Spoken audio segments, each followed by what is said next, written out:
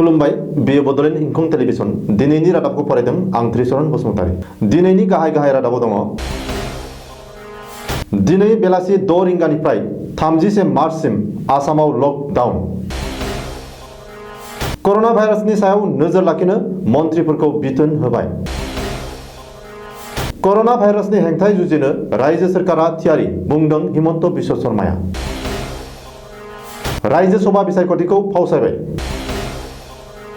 मणिपुराव सासे कर'ना भाइरास सन्देरजानाय बेरामि मोनजेनबाय। 16,558 सिम बांबाय मुलुगनाङै कर'ना भाइरासजों थैनाया। अखिल गगैया 14 साननि थाखाय न्यायनि जिम्मायाव।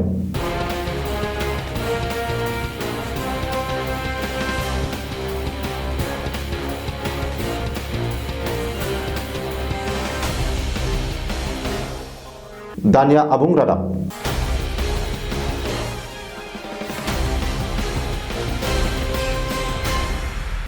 रां मन्थ्रि हिमन्त बिश्व शर्माया समबारखालि मोनाबिलियाव मोनसे प्रेस बिबुंसारनि गेजेरजों आसामखौ 30 मार्चसिम आबुं बन्द थामहिनबा लकडाउन फोसावबाय।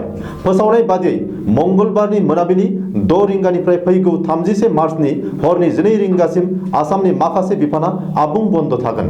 बबेखानि हस्पिटाल, फार्मासि, बेंक, एटिएम, दै जगाय बिफान, टेलिकम बिफान, पस्टेज, गेस, मैगं-थाइगं, गेलामाल आरो धोरोम सिबियारि न'फोरा बन्द थानाय नङा। अब्लाबो धोरोम सिबिनाय हाबाफारि आरो फोरबोफोर खुंनो हानाय नङा।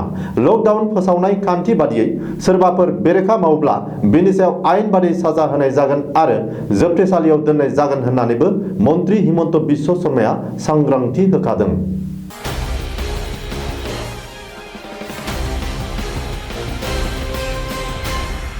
आसामाव कर'ना भाइरासनि बागै गोख्रों नोजोर लाखिनो थाखाय गिबि मन्थ्रि सर्बानन्द सन'वालआ गावनि केबिनेट मन्थ्रिफोरनि मोनसे कमिटि दाबाय आरो बिथोन होबाय।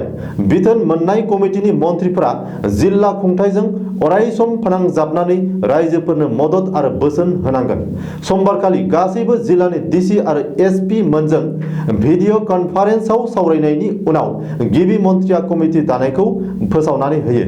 गिबि मन्थ्रिजों दानानै होजानाय कमिटिनि मन्थ्रिफोर आरो बिसोर नोजोर होनो गोनां जिल्लाफोरा फारियै तिनसुकिया, डिब्रुगड़, सञ्जय किसान, शिबसागर, चराइदेवआव जगेन महन, जरहाट गलाघाटआव अतुल बरा, कार्बि आंलं डिमा हासाव वेस्ट कार्बि आंलंआव सुम रहंगा, नगाव सनितपुर केशव महन्त, बिश्वनाथ एनएलपि रन्जित दत्त, धेमाजि माजुलि नबकुमार दले, काछार करिमगंज हाइलाकान्दि, परिमल शुक्लबैद्य कामरुप, सिद्धार्थ भट्टाचार्य दरं, भवेश कलिता मरिगाव हजाई, पीयूष हाजरिका नलबारि बरपेटा, चन्द्रमोहन पाटवारी बङाइगाव गवालपारा साउथ सालमारा, फणिभूषण चौधुरी बाक्सा उदालगुरि, रिहुन दैमारि कक्राझार, प्रमिला रानी ब्रह्म चिरां धुबुरी, चन्दन ब्रह्म।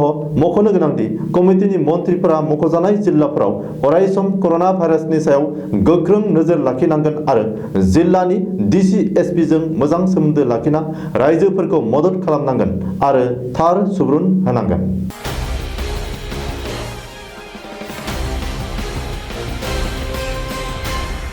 गिख्रंथाव कर'ना भाइरासजों जुजिनो थियारिसै रायजो सोरखारा। बे समाव कर'नाजों जुजिनो थाखाय रायजो सोरखारा गासैबो राहाफोरखौनो लागासिनो दङ। विधान सभायाव सोलिगासिनो थानाय दिनैनि बाजेट जथुमाव बे बाथ्राखौ सावस्रि मन्थ्रि हिमन्त बिश्व शर्माया बुंदों।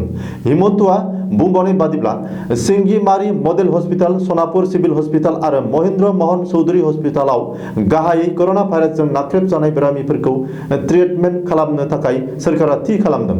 बबेखानि जिएमसिएचनि मेगननि हस्पिटालखौबो श्री शंकरदेव नेत्रालयासिम शिफ्ट खालामनानै आइसोलेसन वार्ड खालामनाय जागोन होननानैबो सावस्रि मन्थ्रिया दिनैनि विधान सभायाव बुंदों। बबेखानि हिमन्त बिश्व शर्माया बुंबावनाय बादिब्ला गासैबो सरासनस्रा बेरामिफोरखौ प्राइभेट देहा फाहामसालियाव दैथायहरनो आरो गासैबो बेरामनि थाखाय अतुल अमृत अभियान कार्डखौ एक्टिभ खालामनो थाखायबो रायजो सोरखारा थियारि खालामगासिनो दङ।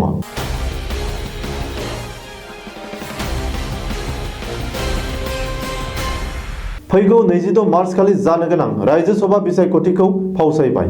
हादरनाङै कर'ना भाइरासआ गिख्रंथावै साग्लोबनायनि थाखाय रायजो सभा बिसायख'थिखौ फावसायबाय। बिसायख'थि आय'गआ दिनै बे बाथ्राखौ रोखायै फोसावनानै होदों। मख'नो गोनांदि आसामनि मोनथाम मासिखौ लाफानानै हादरनाङै मोन 55 रायजो सभा मासिफोराव 26 मार्च खालि बिसायख'थि खुंनायनि बाथ्रामोन। नाथाय भारत हादरावनो करोना भाइरासआ गिख्रंथावै साग्लोबबोनायनि उनाव हादरनि मोन 32 रायजोफोरानो लकडाउन खालामनायखौ नोजोर होनानै रायजो सभा बिसायख'थिखौ फावसायनाय जायो। मख'नो गोनांदि भारत संबिजिरनि 1951 एक्टनि सिङाव थानाय 153 धारानि जोहै रायजो सभा बिसायख'थिखौ बिसायख'थि आय'गआ दिनै फावसायबाय होननानै फोसावदों। बबेखानि रायजो सभा बिसायख'थिखौ माब्ला खुंफिननाय जागोन बेखौ दासिमबो रोखा खालामनो हायाखै बिसायख'थि आय'गआ।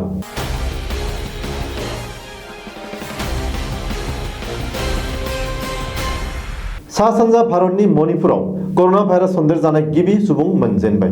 मणिपुरनि डाइरेक्टरेट अफ हेल्थ सार्भिसआ मोनसे प्रेस बिबुंसारनि गेजेरजों फोसावनानै होदों दि इंलेन्डनिफ्राय गिदिंबोफिननाय सोनाब इम्फलनि तांमेनबाई ओनसोलनि 23 बोसोर बैसोनि सासे सुबुंनाव करोना भाइरासआ सन्देरजानायनि रिपर्ट मोनो 23 मार्च खालि।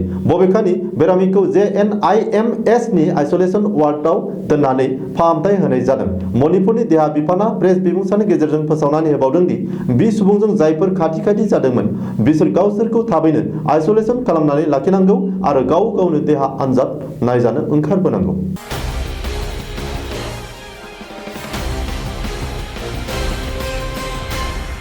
करोना भाइरासजों थैनाया मुलुगनाङै सा 16,558 सिम बांबाय। इटालियाव बयनिख्रुइ बांसिन 6,100 सिम थैबाय। बेराफारसे भारतआव करोना भाइरासनि गोसारनाया सानफा उनाव सानफानो गिख्रंथाव महर लाबोगासिनो आरो दिनैसिम सा 508 सिम बांबाय। भारतआव सा 10 सुबुङा करोना भाइरासजों जिउ खोमानांबाय।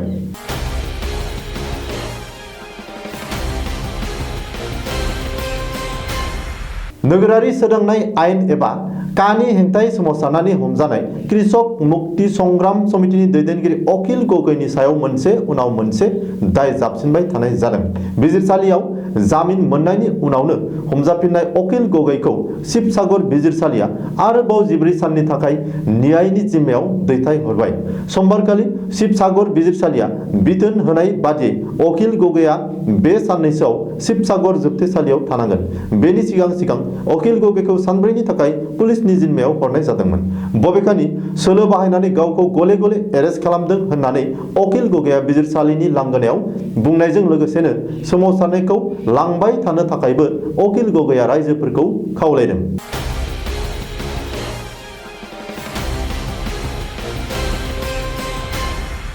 दिनैनि रादाबा एसेनोसै। गोजोन्थों।